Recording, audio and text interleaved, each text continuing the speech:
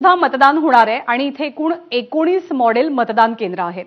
ही निवडणूक सर्वसमावेशक वाटावी आणि मतदानाची टक्केवारी वाढावी याच दृष्टिकोनातून निवडणूक विभागाने हे मॉडेल मतदान केंद्र तयार केलेली आहे।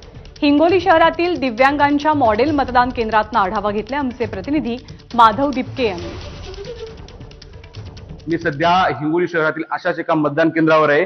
या मतदान केंद्रावर हे मतदान केंद्र दिव्यांगांचं मतदान केंद्र आहे।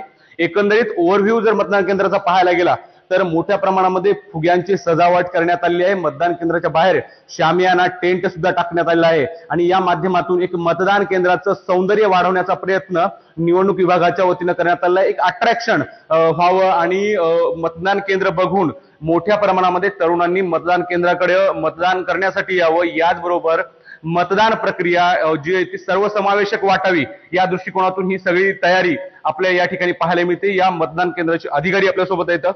साहेब, पहिल्यांदाच असा प्रयोग होतोय असं वाटतं, कसं बघता तुम्ही दिव्यांग म्हणून मतदान करून घेणार आहात तुम्ही? दिव्यांग सेंटर मधून ही जी या 2024च्या इलेक्शन पासून सुरुवात झालेली आहे ती अत्यंत महत्वाकांक्षी उद्दिष्टपूर्तीसाठी आहे। आम्ही या सेंटरचे सगळे जे कर्मचारी आहोत, अधिकारी आणि आमचे सहकारी सगळे दिव्यांग आहोत।